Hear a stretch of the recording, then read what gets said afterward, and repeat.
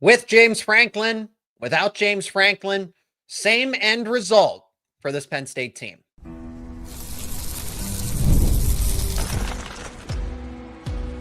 You are Locked On Nittany Lions, your daily podcast on the Penn State Nittany Lions. Part of the Locked On Podcast Network, your team every day. I guess we should be used to all of this at this point. You are Locked On to Penn State football, and thank you so much for joining me on another live edition of Locked On Nittany Lions, your daily source for all things Penn State sports. My name is Zach Sako, and I am your host of the show, credentialed media member for both Penn State football and Penn State wrestling. Different start, same ending. Exact same ending. Painful, heartbreaking loss. Feels like another new way to lose a game, right? Do you fire the coordinators? More changes to the staff. Are they on the way? And we got to circle it back because, okay, with James Franklin, without James Franklin, was he the issue at the end of the day? So we got plenty to discuss on this live post-game reaction. Let me know your thoughts in the live chat because we will get your questions, your comments as well. Keep it clean, keep it cordial. Same thing as always, right? Let's begin with the basics here. So Iowa wins 25-24. Penn State blows an 11-point lead on the road. Looked different in the first half. There were going to be speed bumps along the way. New head coach, new quarterback. That's a big deal. Veteran players are, banged up. And, hey, this team looks pretty capable, pretty competent. And all of that it was a slow burn for the remainder of the game. The coordinators had to step up, and they didn't. It's all the same issues were there. You can put it all on the coordinators. I wouldn't blame you if you put it all on the players. It's a mix of both. It truly is. This is a team sport. This is a team effort. Guys got to tackle, but Jim Knowles has to call better plays to scheme for a mobile quarterback. I don't get it. I really don't get no accountability for the quarterback who is mobile. I don't care that his knee was hurt. Clearly it wasn't. He had what knee injury for Mark Gronowski? Ran all over them. Andy Kotelnicki. I thought first half, it was fine. Under the circumstances, play calling, hey, feed Katron Allen. You have a pretty good setup here. Granted, they had the field goal block, so it should have been 10-7 at the end of the day. And then you march down the football field up until after 21-10, just outcoached all across the board. Phil Parker, Tim Lester, Kirk Ferentz for Iowa's side of things. Look, it's cool when it works. It's not cool when it doesn't work, right? Let's talk about Andy Kotelnicki's the decision to go for it on fourth down. If you're Terry Smith, 50-50, right? Again, if you get it, you look like a genius. You don't, you're questioning it. I don't blame Terry Smith for going on that fourth down. Hindsight's 2020. Should he have punted it with Gabe Wosu to flip the field position? Maybe. You still have the lead, right? And especially when your defense isn't working. Your defense is not working the way that it should. Okay.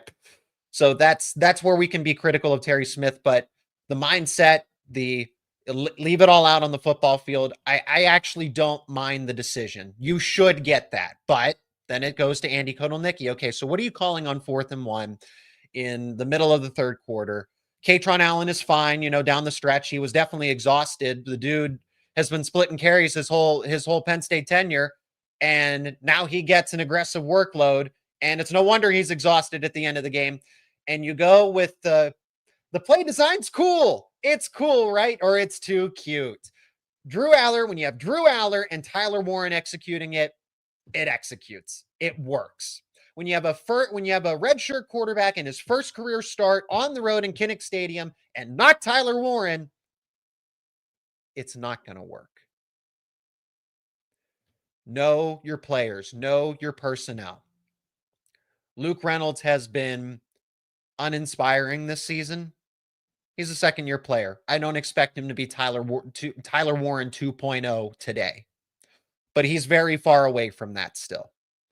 And you're asking guys to do the same things that third and fourth and fifth-year veterans could do. As coaches, you have to understand that. And in moments like that, you have to step up where the team lacks. It really is a combination of everything. Again, Trevor Pena catches the ball in the end zone. He's a veteran playmaker. He's been doing this for a long time because this is his 5th or his 6th season. He's definitely played over your regular tenure of college football. That's a ball he needs to catch. You don't get to ask for an alleged $2 million and not catch a 50-50 ball when the game is more or less on the line at that point in time. Okay? So it's all the same. The team has the issues, and then you could just progressively feel the deflation of it. That this team wasn't going to be able to hold it together because, again, it happened over and over and over. UCLA a little bit different because they had to come from behind. But when Penn State had the advantage, when Penn State was in control against Oregon, against UCLA, even though I get it, they were losing, but they had the momentum is my point. And then against Northwestern, you find a way to blow the game up. You self-destruct. Again, it doesn't matter who the head coach is. This team just has its issues, its systematic problems. Okay, back to Jim Knowles. You gotta spy the guy. I don't get it. I really don't. I don't understand why you are not spying the mobile quarterback. Is that a player thing? Because at the end of the day, we're not going to truly know unless somebody comes out and admits it. Jim Knowles might call a play and say, hey, contain the quarterback. And then if the player just, I think of the goal line play where Mark Gronowski literally walks in. Elliot Washington's the contain. I didn't like that, watching that play back, everybody's stacked inside the box. Okay. You're trying to stop Kamari Malton. So the formation looks like it's not accounting for Gronowski bouncing it to the outside. You have everybody committed to the middle.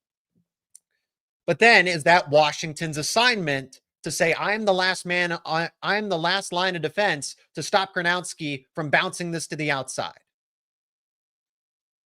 Because if Washington doesn't follow his plan, that's how that happens, because he literally ran straight into the pile. So is that Knowles' play call or Washington not knowing his assignment? We'll never truly know. Maybe it was both. Okay. But then as a coordinator, you have to be more committed to it. If you're going to see that, you can't let it happen again. And look, it truly is a player and a coordinator problem, because the coordinators aren't putting the players into better setups to be more successful, but the players, gosh, you got to make a tackle. Mark Gronowski is not vintage Derrick Henry, and he's bouncing off of players and running away from defensive backs. Nico Iamaleava, it's somewhat understandable, I guess. And it's not understandable. Both of those guys were just bouncing off of tacklers. Why can't this team tackle? The quarterback. I understand. This guy's a bowling ball. If guys are falling off of Kamari Malton, the running back, to an extent they were, but it was the same thing with Gronowski. I couldn't tell who was who. Who's the power back for Iowa and who's the quarterback, because they're both getting the same results. They're both running the football right ahead at Penn State, and tacklers are just falling off of them. Kudos to Iowa. They get Penn State while they're down. I was expecting it to be flipped, that Penn State would make a resounding comeback in the second half. I did not think they would have a fast start. I thought they would be fairly slow, that it would take some time to figure it out. But instead, they were the ones that dictated the terms. They got out to an early lead. It was 21-10. Double-digit lead against an Iowa team that does not pass the football very well. Oh, this is playing right into the favor of Penn State. You get Iowa from behind. They're not going to be able to mount a comeback. Well, they did, because they played it effectively, and they took advantage of Penn State's self-inflicted mistakes. Okay, so are more changes on the way? Does this mean that Andy Kotelnicki, because people are like, well, if James was fired, you might as well fire Kotelnicki. You might as well fire Jim Knowles. Pat Kraft might have some more pink slips to hand out on Sunday again. So we're going to get into the live chat as well to talk all of this through as Penn State loses another heartbreaker. It is 3-9 on the line this season. That could be a very, very real possibility that they do not win another game this season. Let's prepare for the worst and talk about it on this live edition of Locked On Nittany Lions. And this episode is brought to you by Mazda. Mazda crafts cars for those who do more than simply move. Mazda delivers confidence with every ride with more IIH Top Safety Pick Plus awards than anyone else. From footwork to breath work, athletes sweat all the details. Mazda brings the same attention to how we craft every model. You can feel the Japanese craftsmanship in every detail, from the metallic accents to available Napa leather upholstery. You can make everyday drives feel like anything but, from smooth handling to intuitive controls. With all-wheel drive standard in every crossover SUV, you can drive with confidence through almost any season. And like our players, we sweat every detail, because when you make every move count, impossible becomes irrelevant. Mazda, move and be moved. And today's show is also brought to you by Peloton. Peloton is shaping the future of fitness with the brand new Peloton Cross Training Tread Plus, powered by Peloton IQ. It's their most advanced equipment yet, designed to give you real-time guidance and endless ways to move, whether you're running, you're lifting, you're cross-training with your favorite instructors. This is training reimagined. Peloton is built for breakthroughs with tools that help you plan, stay motivated, and reach peak performance. You will love the Peloton IQ system, how it offers real-time strength coaching. It actually tracks your reps, suggests the right weights, and corrects your form, making every rep safer and smarter. The swivel screen is a game changer. You can go from running on the Tread Plus to strength training without missing a beat. And the personalized class recommendations keep you engaged. You get workouts tailored to your vibe and energy level each week. So let yourself run, let yourself lift, flex, and push forward. Explore the new Peloton Cross Training Tread Plus today at onepeloton.com. That is onepeloton.com. And yes, welcome into a live edition of Locked On Nittany Lions. Penn State losing 25-24 on the road against Iowa when they were certainly in a position to win the game. I did not see them being in control down the stretch. I thought they would try to mount the late comeback and fall short, which eventually it got back to that point, but it was a more roundabout way, right?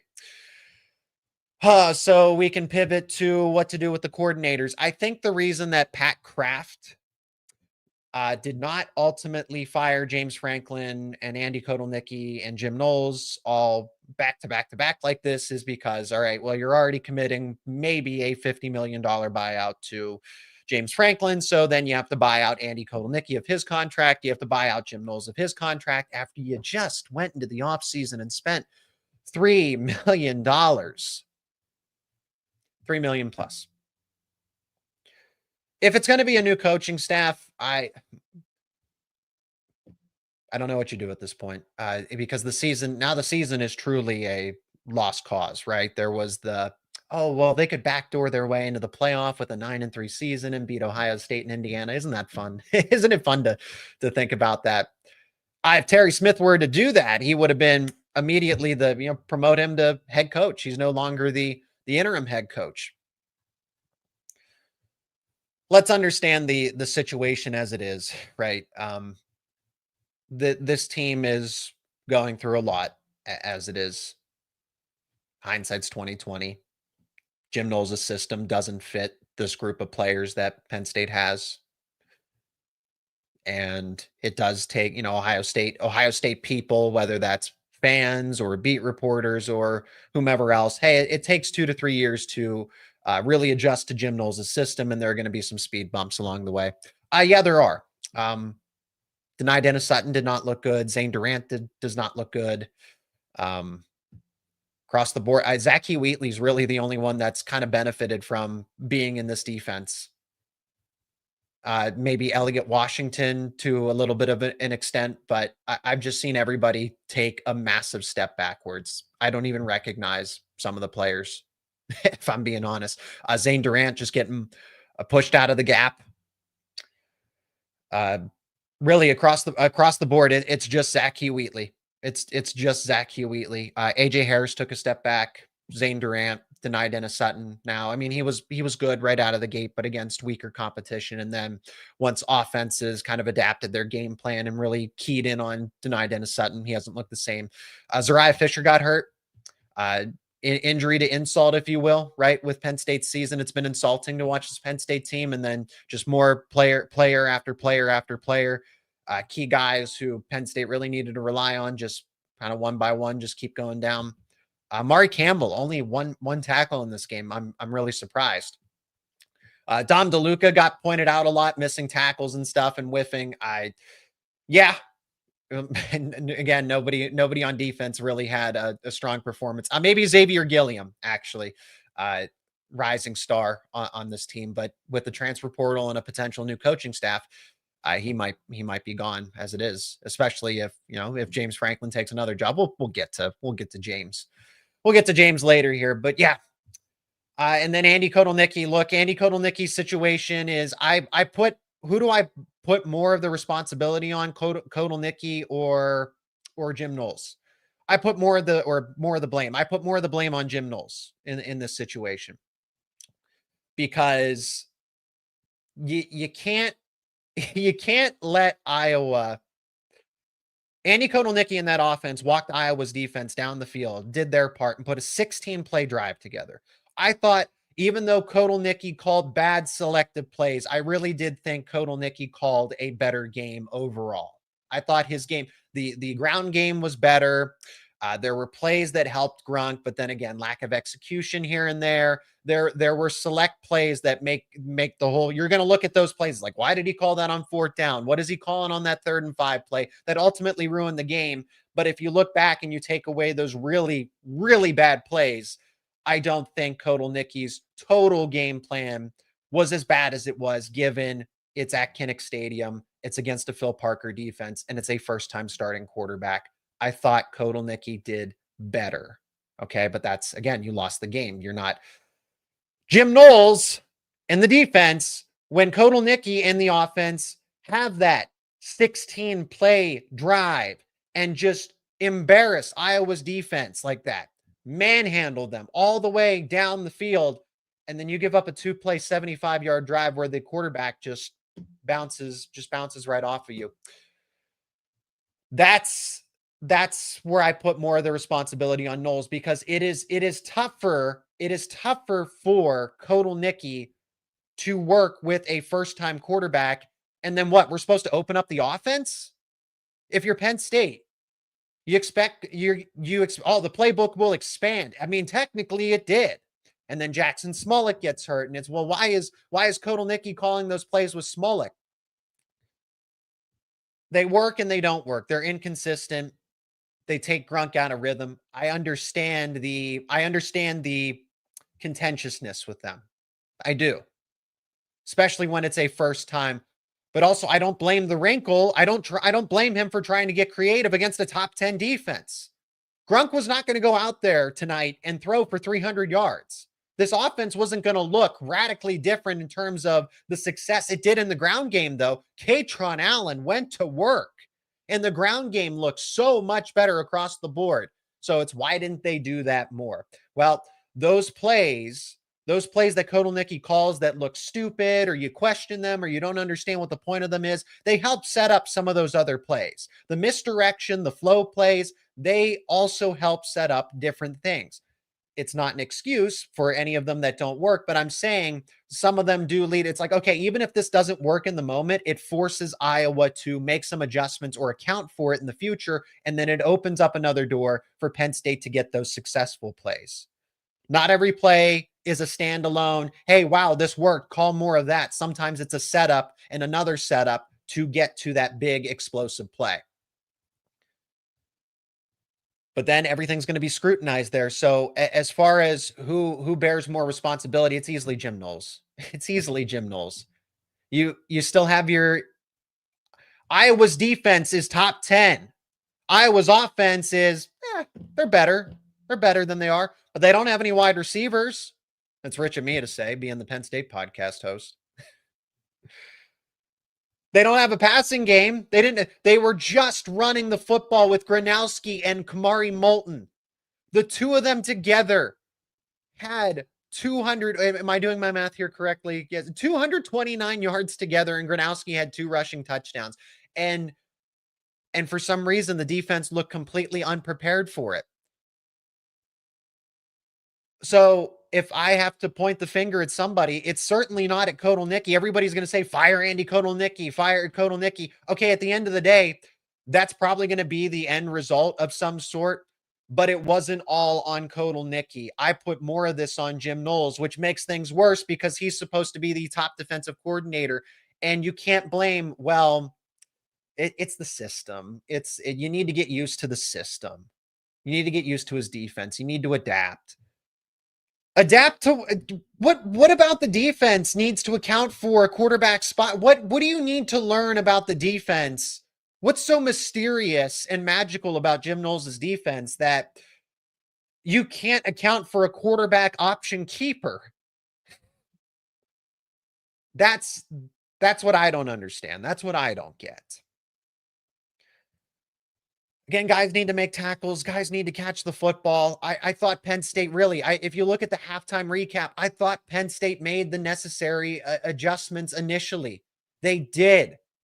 But the second Iowa started punching back, it was like, all right, here we go again.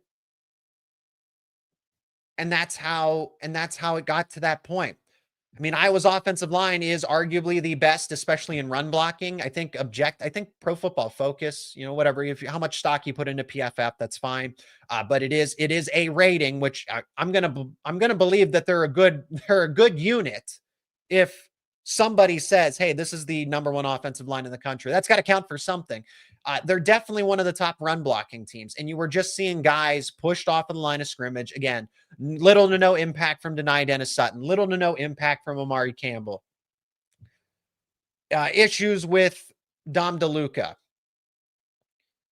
I saw Jim Knowles try. I saw him try to make adjustments, but the one adjustment he needed to make never happened. Did he get the injury report or read the newspaper clippings about how Gronowski was dealing with a knee injury? And did he just think that, oh, he'll probably never run it? Was that his thought process? Because when I talked to Trent from Locked On Hawkeyes, if you saw that preview, he said, yeah, Gronowski will probably run it 8 to 9 times. He's not going to be he's not going to get 15 carries in the game because he's dealing with some bumps and bruises, but he's still going to be able to use his legs. Does Jim Knowles need to start listening to this podcast? Because it's the same stuff every single time. How did Oregon extend drives and it wasn't the reason that they won the game, but how did they get out of contested moments? Dante Moore's legs. How did UCLA essentially win the game? On Nico with Nico Iamaleava running the football. How did Iowa win this football game? With Mark Gronowski, the quarterback, running the football. And it all goes back to Penn State was ill-prepared for a mobile quarterback. Whether they were the fastest guy around, and you can comp them to Lamar Jackson, or it was just somebody that is just good at reading the field of play and can use their legs to get 10, 15, 20 yards. And again, honestly, the knee injury or rumors or whatever Gronowski's dealing with did not look like any of the sort. It looked like he was perfectly fine. So I don't know where that came from. But again, ill-prepared for something that has been on tape all season. I said to Trent from Locked On Hawkeyes, hey, I know Gronowski's dealing with the knee injury, but I know that he can run. He's somewhat of a mobile quarterback. Again, he's not a speedster, but he certainly has dual threat capabilities, and that's going to be an issue for Penn State. What's his status here? And he's like, yeah, it would probably be a little more limited, but he can still be effective. Oh, he was more than effective. Long story short, I don't blame Pat Kraft for whatever direction he goes in. I don't know what happens differently, because it doesn't change anything at this point. You can keep Andy Kotelnicki, you can keep Jim Knowles. Sure, you'll get some different play call. You're just what it does is it it limits, I guess it limits Grunkemeyer a little more, but it's kind of keep it simple, stupid, right? If you have Ty Howell calling plays for the rest of the season, if you have Anthony Poindexter calling plays for the remainder of the season, or does that go to, would I don't think Dan Connor would be in a position to do that. Obviously, Terry Smith being an interim head coach would not be, but I'm not against it. I get it. I get it if he goes in that direction. I'm just kind of, I guess, apathetic, really, because it doesn't, what does it solve? What does it solve at the end of the day? So, all right. And then the topic of James Franklin.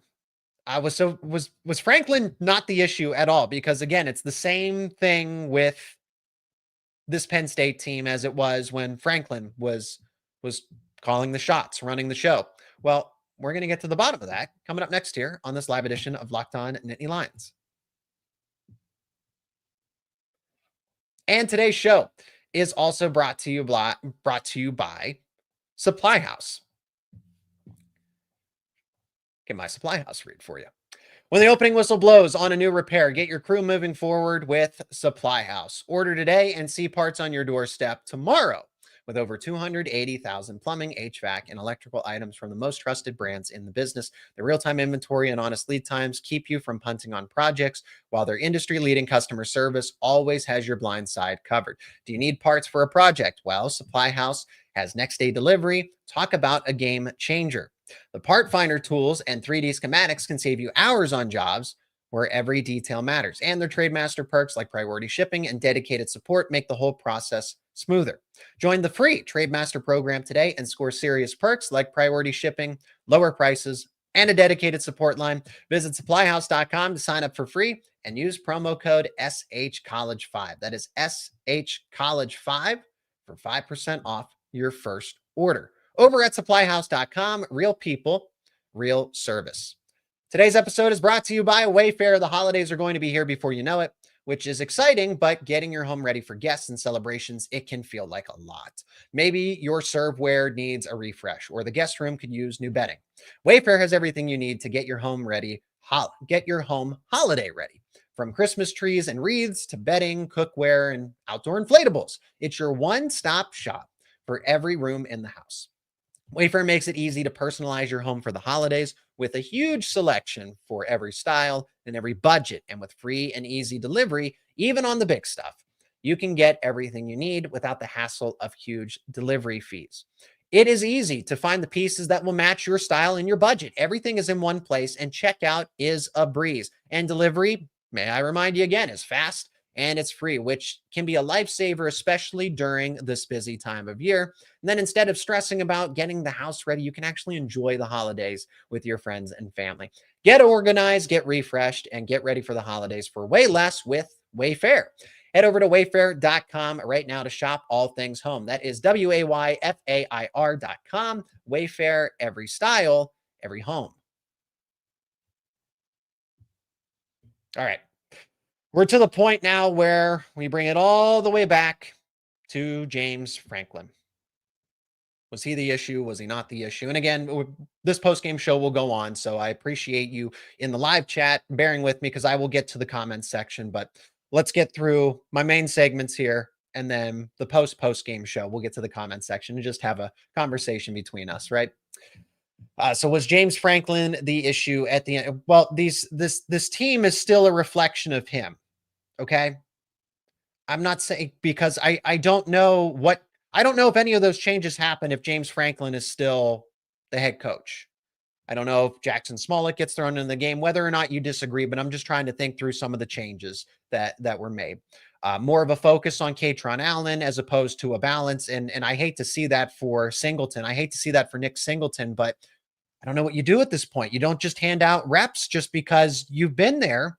You lost your edge. I don't understand what happened to Singleton. He is just the change from J1 Sider to Stan Drayton, or is it the offensive line? There are so many issues here because other than Katron Allen and Zach Wheatley at this point, I don't know who's had a good season. I can't look around the team, this coach is doing exceptionally well, or this player or that player, except for two. I appreciate Terry Smith his honesty, his transparency going into this game, which led me to believe that, hey, Penn State's probably going to lose a close one here. Didn't think it would go like this exactly, but I thought it would come down to a field goal because, hey, Penn State still has the talent. And if you are able to motivate them enough, you might be able to get through this. But it still goes, I mean, James Franklin is going to bear responsibility here. This is his team. This isn't a new coaching staff. This is his team. This is everybody that he's brought in. These are all the players that he retained. It's his team. And you're seeing his team do the exact same things. They played better for 1/2, 3/4. Because I've seen it the other way around where it's ugly, and then Penn State tries to turn on the Jets at the end and then they fall short. The game was at least better from the start and then ended the way that it did down the stretch, right?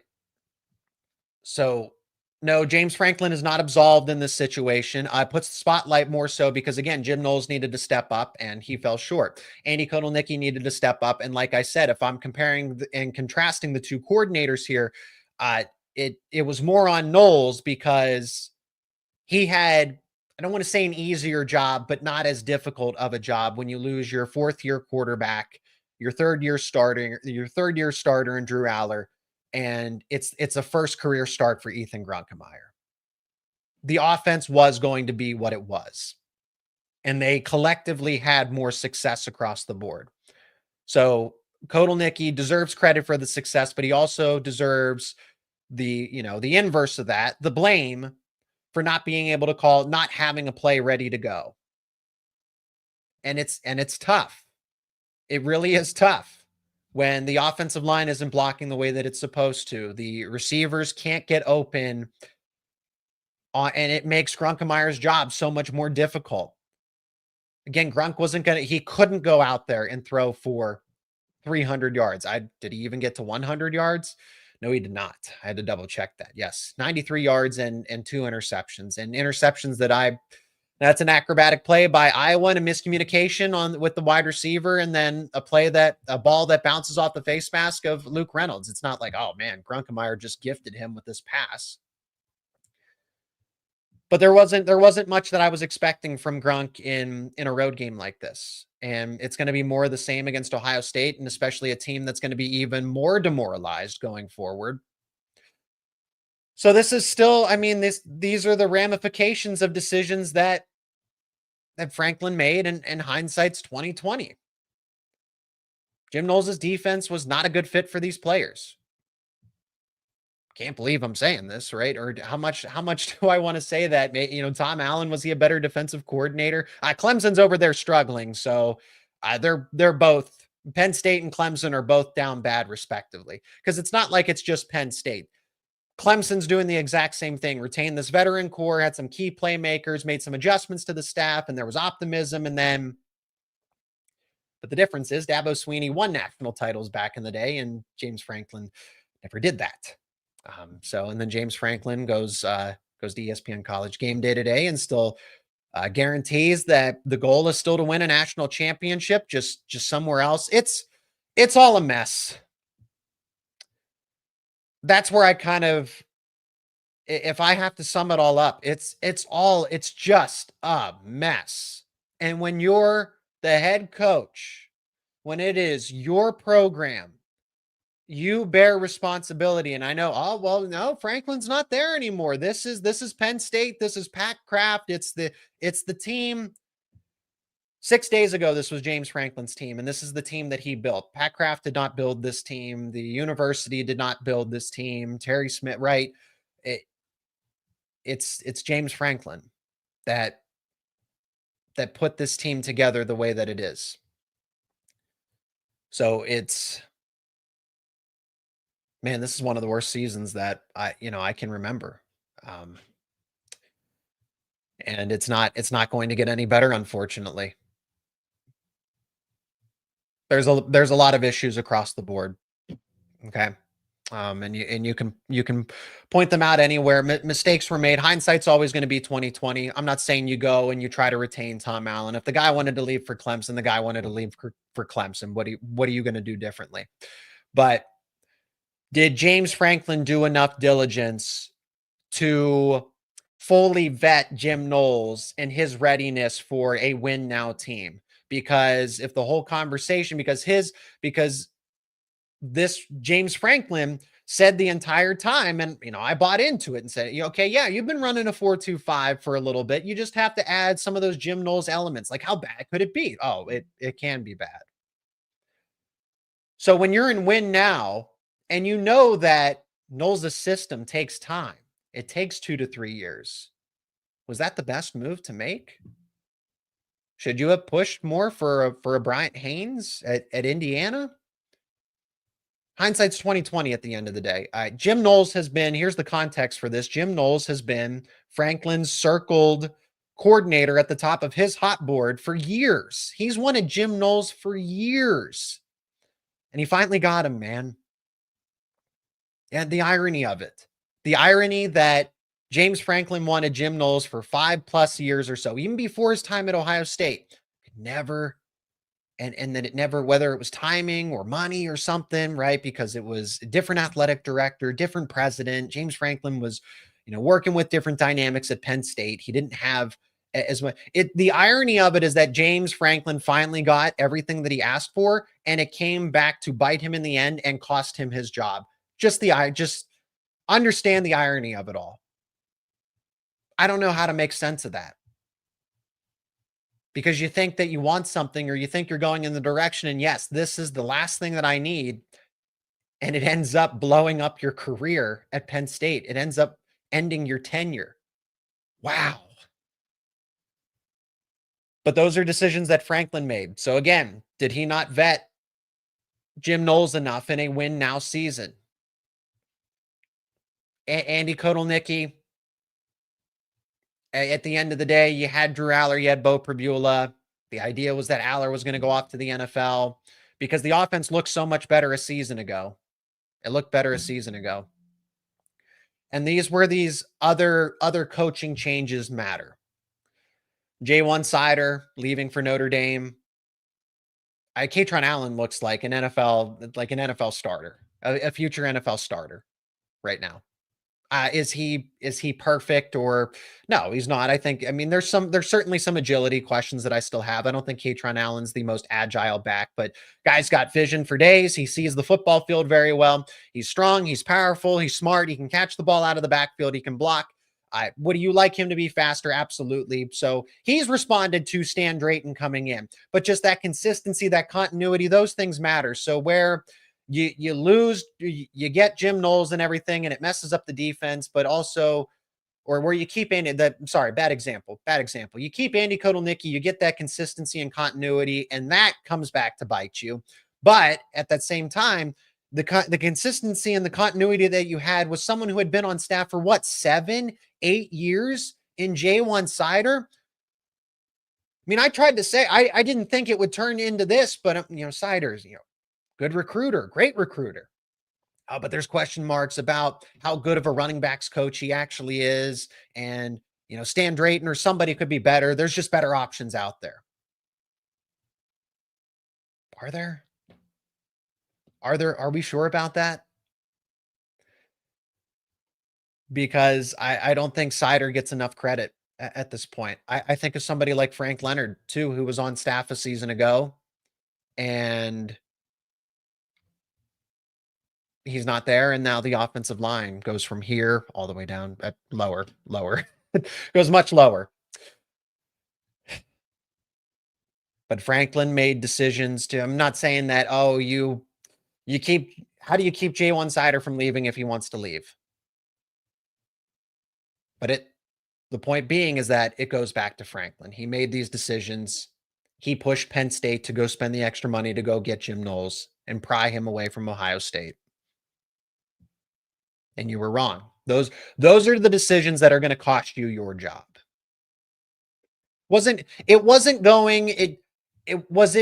Yes, there were obviously going 4-21, not beating a top 10 team for decades, or not decades, excuse me, for years, right? Over the course of a decade, close to a decade. It's elements of that. It's elements of Oregon walking into the Big Ten and being in the category that you aspire to be in. And then you go and you pound the table and say, I need Knowles. I need the offensive coordinator. And I need more amenities. I need more resources for the football facilities.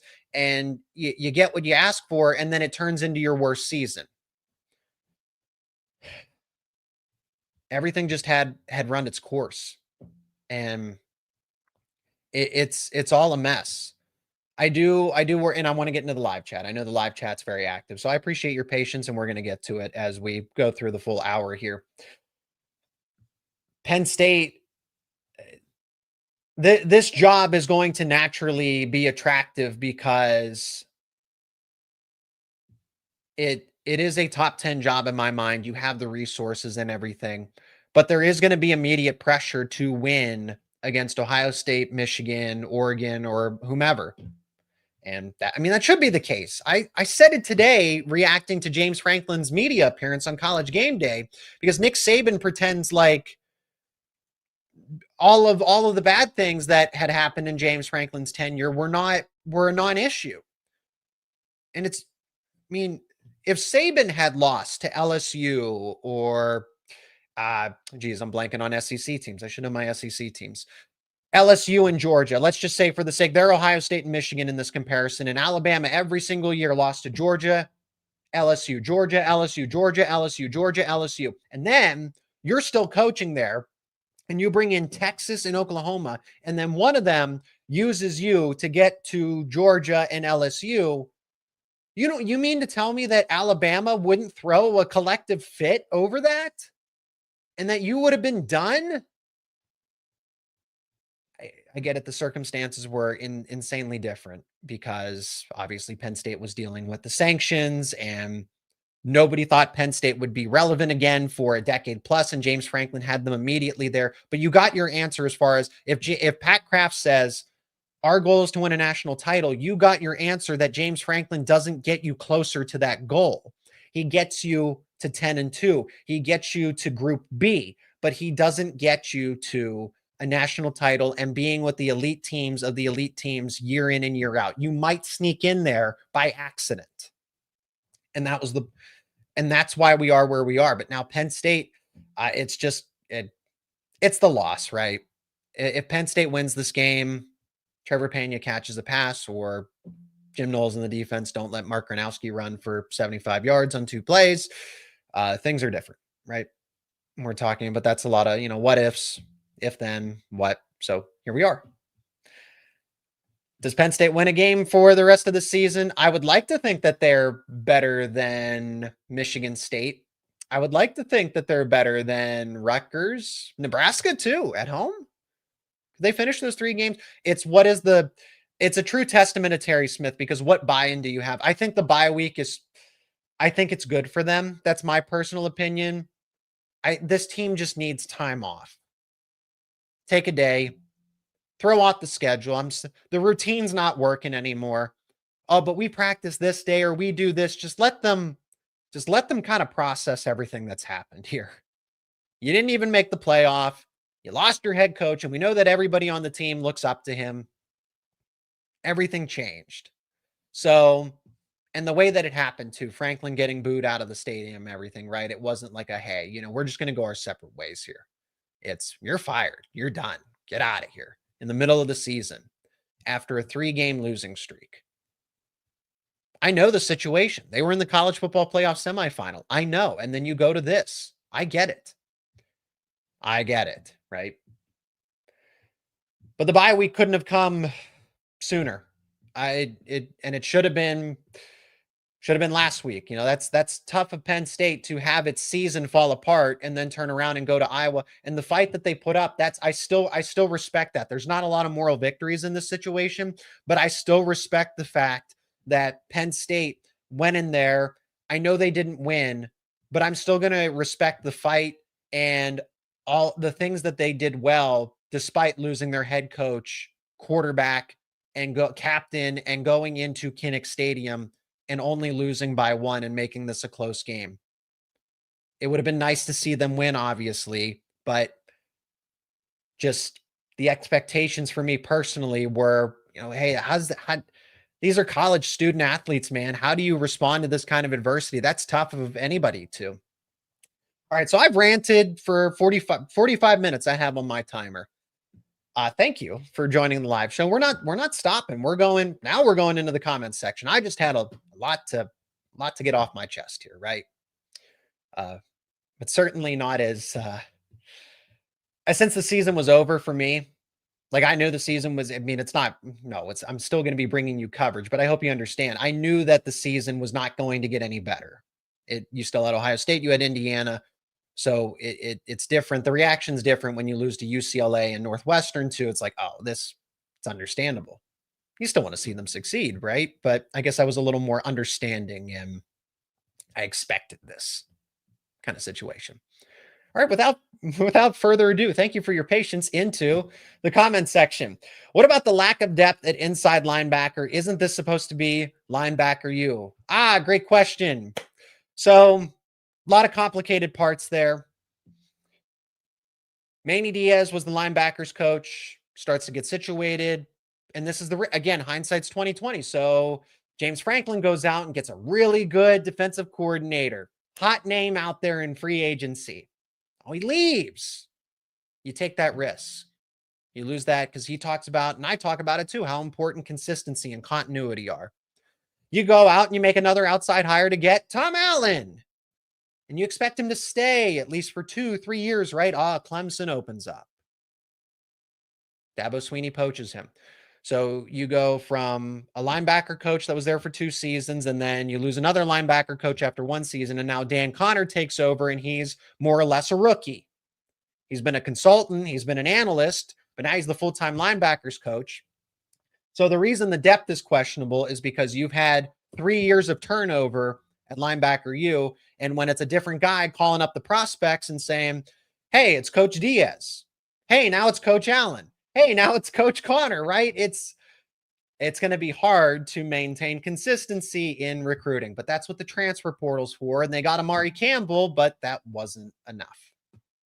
Wasn't enough. Was it my internet or was the Peacock live stream total garbage? If you're talking about the quality of the Peacock live stream itself, like was the broadcast buffering or was it staticky or anything like that? It was definitely from a production standpoint, not good. Feel bad for Michael Robinson. That's Penn State legacy. And they forgot to turn on the microphones to start the broadcast of the announcers.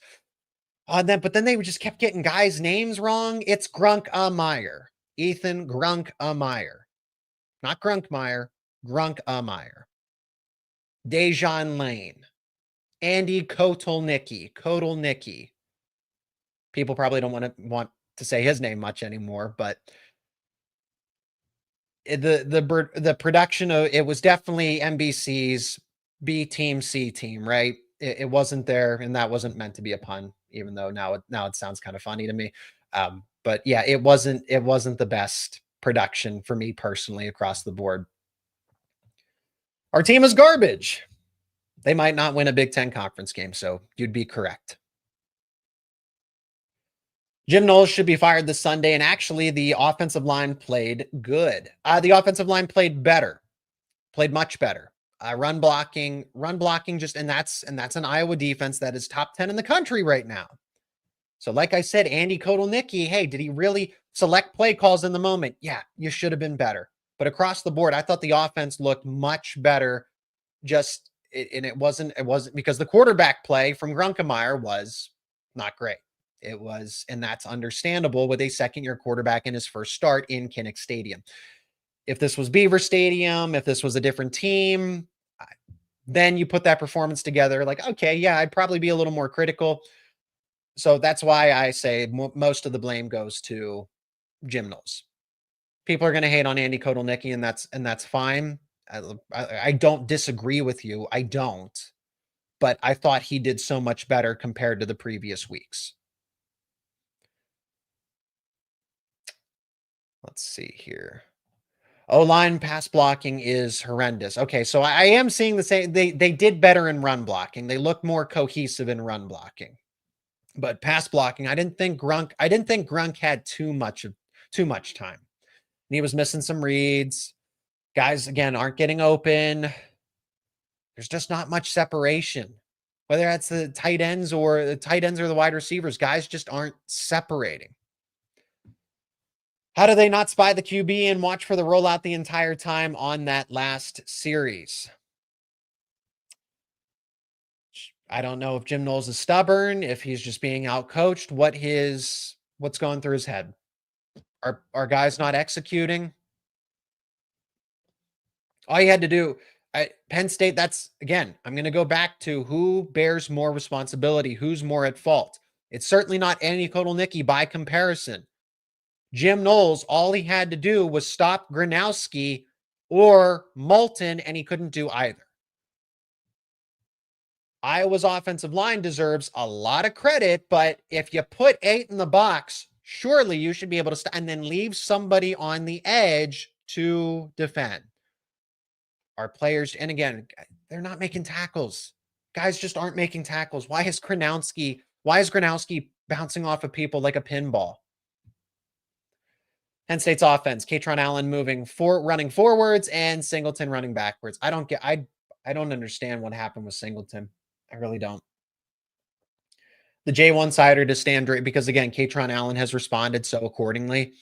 But yeah, that drop offs, something messed with Singleton's head going from sider to Drayton. He's just not clicking with the coaching. Like it's just not registering for him. I don't know what else it could be. Because Singleton's not a bad athlete, but clearly there is a major disconnect with him and Drayton. Is anybody out there? We are. See, there are people. See, people are still on board. People are still excited for Penn State football. I wouldn't say excited, but are still proud to be fans and can appreciate the program, because this isn't the end all be all. If Penn State goes 3-9, this is how it's going to be for the next 5 years. This is how it's going to be for the next 10 years. You ace your coaching hire and you're right back on track because of the transfer portal. That's kind of the light at the end of the tunnel, so to speak, is that Penn State can fix its problems pretty quickly. Can figure it out pretty quickly with you get a good head coach and you'll be able to fix your problems with the transfer portal. But who do they get? I keep hearing, Matt Rule is going to be at the top of the board. You want to know what I'm hearing? Matt Rule at the top of the board. Terry Smith will be in consideration with a strong, that one game but it obviously doesn't look good. I'm not going to let Iowa, it wasn't on Terry Smith. This game was not on Terry Smith. And I can appreciate him for being a rookie head coach, doing the best, not being afraid to bench people. He benched a former 5-star running back who had been a co-starter for 3 seasons. Terry Smith was not afraid to do that. He was not afraid to make serious, systematic adjustments to the offense alongside Andy Kotelnicki. Even though it didn't work out at the end, you still made adjustments to put yourself in a position to win. You kept these guys fired up despite all the turmoil and all the adversity. Terry Smith deserves some credit and respect for that. And he's keeping this class of 2026 on hold. These guys are still committed. They're verbally committed. Some people have decommitted. That's going to happen. But the fact that Smith has kept the group together for the most part, it's not guys are flipping. This guy's already committed. Yeah, they're taking visits because they don't know if it's going to be a completely different head coach and somebody you've never worked with, someone who didn't recruit you. How do you blame them? Terry Smith is keeping that collective. He's keeping that together and deserves a lot of testament. That is a testament to his work ethic and who he is as a coach. I hope he stays on staff, but if he's not going to be an associate head coach anymore, if you go with a really significant outside hire, I don't know that Terry Smith or Dan Connor, or Trace McSorley, Deion Barnes, Do they all go looking for new jobs? Well, at least we have hockey, right? At least we have hockey. Wrestling will be on the way, and we'll talk about wrestling on this show quite a bit. We'll talk about hockey too. Don't you worry. They're playing Long Island. Hey, they won tonight, but they're playing Long Island. We need more teams like Arizona State, the Michigan State game, when they play Michigan, when they play Ohio State, the Big Ten conference slate. That's when it's going to be a lot of fun. More offensive line is garbage. See you guys in 2 weeks. OH. It's just not going to be the same caliber of game. I really thought that was going to be a top 5 matchup. Didn't happen.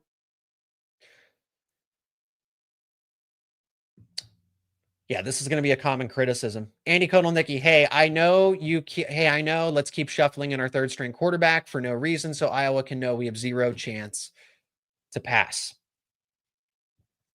I wish Smolik ended up getting hurt. He was in there was a report that he's in an arm cast. I don't know if it's his left or his right arm. I don't know for sure, but Smolik, I would have loved to have seen a play where he passed the football out of that formation, because Smolik, it's not like he can't throw. I think Grunkemeyer and Smolik are pretty identical in terms of their quarterback build, right? They're somewhat mobile. They're fairly accurate. Arm strength is, it's decent, right? It's okay. But both of those quarterbacks they're Grunkemeyer 6'2", Smolik 6'1", Grunk's I think 210, Smolik's maybe 200. So they're almost twins with their quarterback build.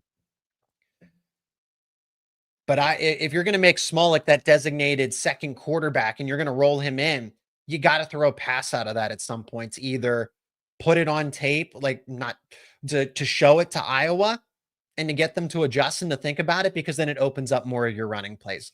Hindsight's 2020. Probably should have done that early on. Tyler Warren was the best player in college football last year, and now is easily the best tight end in the NFL. Yes, he is. I will retweet that. Andy Kotelnicki, garbage. Jim Knowles, garbage. No, I totally understand where everyone's coming from. And wideouts can never get open. It is sickening. Marcus Hagans. I saw somebody pointed out that Andy Kotelnicki and Marcus Hagans have two different philosophies for the way that they're running an offense. So Hagans is, I don't get what Hagans should or shouldn't be doing with the offensive game plan that really impacts. Just get your wide receivers to get open. What is it that doesn't get them open in one-on-one situations? So apparently there's a major conflict between Hagans and Kotelnicki where they're butting heads. I don't know if they're like arguing or anything, but their concepts and what they're trying to do and their goals individually with the wide receiver room and with what Kotelnicki wants to do, because Kansas's wide receivers looked better. Why is that? Why were Kansas's? I get it. Big 12 defense in the Big 12 is optional. I get it. But why did Kansas's no-name, unranked, 2-star wide receivers put up better stats than Kyron Hudson and Trevor Pena, and then before that, Trey Wallace and Keandre Lambert-Smith? I would like to think those four collectively, I can't even name somebody that Kansas had. But their receivers would get 100 yards in a game against conference opponents. It's maddening. It's sickening, like the comment section said. Oh, well, we're going to find out, right?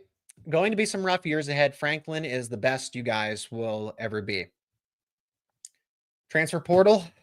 I mean, Penn State has to hit on, I would agree with you if this was pre-2021. If Franklin, for whatever reason, let's just say, results were different, he was going 7-5 or worse every single year, that you would have to rebuild through high school recruiting strictly, and you didn't have the transfer portal. Penn State's not guaranteed to be. I mean, it could be. Penn State obviously took that risk. They rolled the dice here that it's going to be 5 to 10 years. You could be worse. You could be 8-4 instead. You could be 7-5 instead of 10-2 and getting into the playoffs. But Penn State takes this risk for a reason, because they think they can do better. And they have options. It's a matter of who wants the Penn State job. See, there's no rebuild, though. Penn State should rebuild and be ready for next season. There's nothing to rebuild. You have no plan. You can't do anything with this team.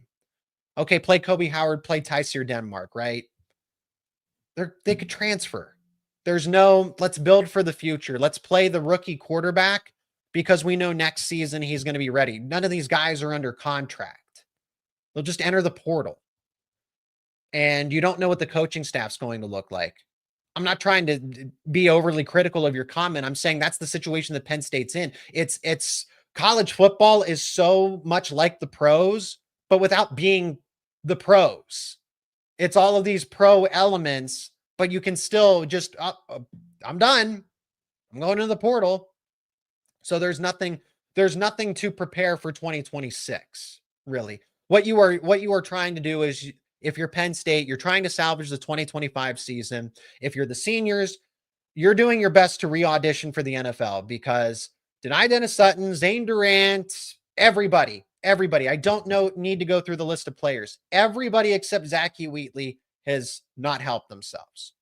On the offense, everybody except Katron Allen has hurt their draft stock. If you're a player that's going to the NFL, you have to find a way to salvage that. If you're Terry Smith, you're either coaching to be the guy or stay on the Penn State staff. If you're the position coaches, you're going to be unemployed at the end of the season. Phil Troutman, and that's a good thing. They'll be gone. But I'm saying this is what they need to do. This is about the individuals of the team coming together and trying to figure out what they can do to not make this a total dumpster fire, because this looks bad for Phil Troutman. This looks bad for Marcus Hagans, Danny O'Brien. Andy Kotelnicki was so close to being a head coach, and I don't know if anybody would take him as an offensive coordinator right now. He was so close to being West Virginia's head coach this past offseason. Hindsight's 2020. Probably should have taken the job, right? I think it was his. It was his, and he turned them down. What a mess. That's how I would describe all of this. I would just say, what a mess. What a mess. There's so many comments. There's so many comments. And I'm catching up because I know in the moment people are responding in the live chat to something I may have said literally 45 minutes ago. I might have said this at minute 15, and then somebody's responding and has like a comment or a question, feedback about it. And then it's just like, now I'm getting to it 45 minutes later. You wouldn't know. Yeah. You wouldn't know that Jim Knowles just won a natty. 4th and 1 tight end Wildcat surprise is a fireable offense. I don't disagree with you. I don't like calling for people's jobs, but I'll say this. I don't disagree with you. Again, overall, I thought Andy Kotelnicki did as well as he could. But yeah, as a veteran play caller, you shouldn't be running that in that situation. That play call, where did that play call come from? It was early in the game against USC. I think it was in the first. It might have been in the first, maybe no later than the second quarter. And I remember Drew Aller doing that. He's like, I can't hear you. I can't hear you. And it looked, I guess because we've seen it before, it looked not as believable for Ethan Grunkemeyer. So Drew doing it, Drew sold it perfectly. And then you have Tyler Warren taking the snap. Luke Reynolds is not Tyler Warren right now. And they're trying to make him be Tyler Warren so badly. Luke Reynolds has been severely disappointing. Give it to Rapplier, give it to Khalil Dinkins. No, that's not what you do. You run the ball with Katron Allen. You do a tush push with Grunkemeyer. So what? Oh, well, Grunk's not 6'5", 240 pounds. It's 4th and 1. I formation. Line up Khalil Dinkins or Rapplier in the backfield and just say, stop us. Iowa could not stop Katron Allen for 3.5 quarters. And then he finally slowed down because he was out of energy. That is when Iowa finally was able to somewhat corral him, but it was 5 yards, 8 yards, 20 yards every single time from Katron until the dude was just gassed.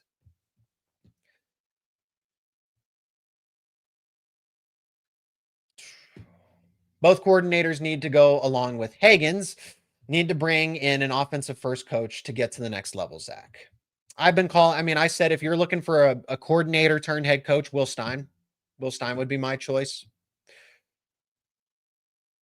I mean, right now it's Matt Rule. I'm trying to think of who are the actual favorites based on what I'm hearing and what I'm seeing reported, because I like to joke about it that, hey, this coach is, now a leading candidate, right? Nick Saban's the leading candidate, or Kirby Smart's the leading candidate, even though those aren't serious. But Matt Rule is certainly in the mix.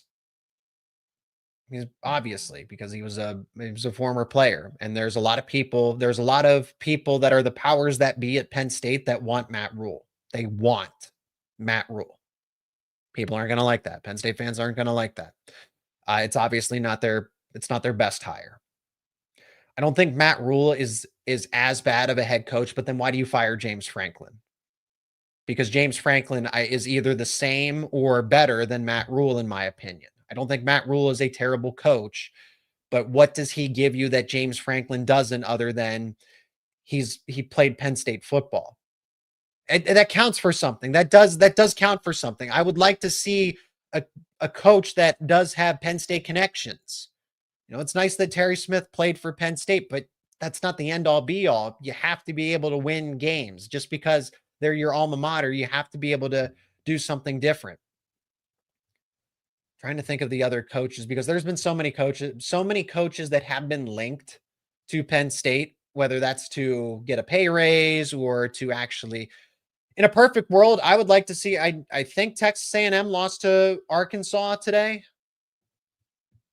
No, they did not. They were losing to Arkansas, and they came back and beat them. So, hey, great coaching job by Mike Elko there from a feisty Arkansas team. In a perfect world, I'd say hire Mike Elko. New Jersey guy, went to University of Pennsylvania. Will Stein, if you're looking for a coordinator. Brian Hartline as well. What does Penn State have to lose? Dan Lanning was that for Oregon. Go get the guy that's been the understudy to Dan Lanning. Go get the guy that has made Ohio State a wide receiver factory for years. Go get, why not Indiana? You wouldn't be wrong to try your hand at Bryant Haynes or Mike Shanahan. Mike Shanahan's the OC in Indiana, and Bryant Haynes is the defensive coordinator in Indiana. You wouldn't be wrong to go with either of them. I don't think Lane Kiffin's leaving Ole Miss. Brian Kelly might be on his way out. James Franklin might take the LSU job. Who knows? I think that'd be a great fit. I think LSU and James Franklin would be a fantastic fit. Eli Drinkwitz. So Matt Rule, Manny Diaz, Eli Drinkwitz. I'm trying to speak on realistic candidates that could take over for Penn State. None of my preferences. I mean, yes, I like the idea of Eli Drinkwitz. I think that would be a good hire, but it's not the splash hire. Kalen DeBoer has actually been surprisingly linked to Penn State. That is the perfect hire. For obvious reasons. He led Washington to a national title appearance. So it'd be nice to get Kalen DeBoer and Mike Elko. I know that's not easy, and I'm not saying, oh, it's going to happen, just you wait. But those are the two names that for Penn State, that's your splash hire. This is why you let go of James Franklin. Hire Will Stein. Go the Dan Lanning route. Okay. Brent Key, Jeff Brom, those are good options. I don't know that Manny Diaz, what does he do differently than James Franklin? Oh, well, he's a better X's and O's guy, but you do take a step back in recruiting. Manny Diaz does not recruit as well, and he's not a Pennsylvania guy. He's a Florida guy. He was born and raised in Florida, and it didn't work out of Miami of Florida for him. So I think Duke is actually a pretty good job. I'm seeing people say Urban Meyer. I know that there's interest. Again, does it happen? Does it not happen? It's a sneaky potential candidate. Same thing with Fran Brown. There's really a lot of directions that Penn State could go. Here's the nice situation that Penn State is in. Penn State can make them will make these coaches and coordinators say no. They did that with Curt Cignetti. Kurt Cignetti outright said no. Everybody else that's basically danced around it and said like, oh, that's interesting. Or, yeah, I acknowledge what's going on at Penn State. But nobody flat out says, no, I am not taking the Penn State job and I like where I am at. It's a very, very interesting way of, a very interesting non-answer, right? We're over an hour. I think I've ranted and rambled enough, but yeah, season's officially a lost cause. For anybody that thought this would be 9-3, sneak into the playoff, you have wins over Ohio State and Indiana. Okay, that's out the door. Penn State's got its 4th loss. No more. Nobody talked to me about college football playoff appearances or catching fire, catching lightning in a bottle. None of that. Done, over with. We focus on the coaching search. Rumors. Who's Penn State going to get? That'll all be here on Locked On Nittany Lions. If you're a wrestling fan, that will all be here on Locked On Nittany Lions. Thank goodness the wrestling season is right around the corner. And as people have pointed out, yes, Penn State has hockey as well. As we get close to midnight here, Penn State loses to Iowa 25-24.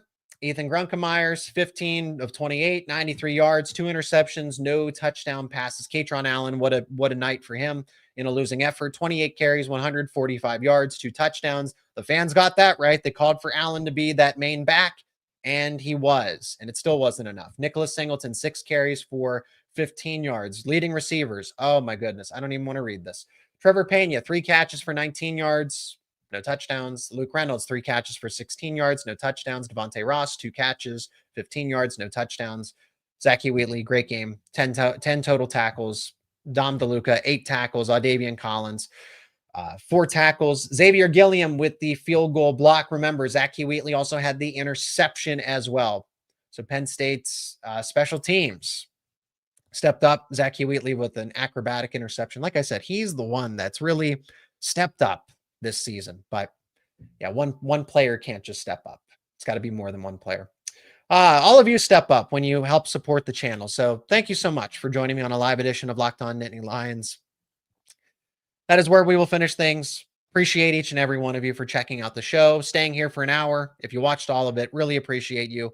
Penn State falls to 3-4. They are 0-4 in conference, and now the season is truly effectively over, and the focus goes to the coaching search.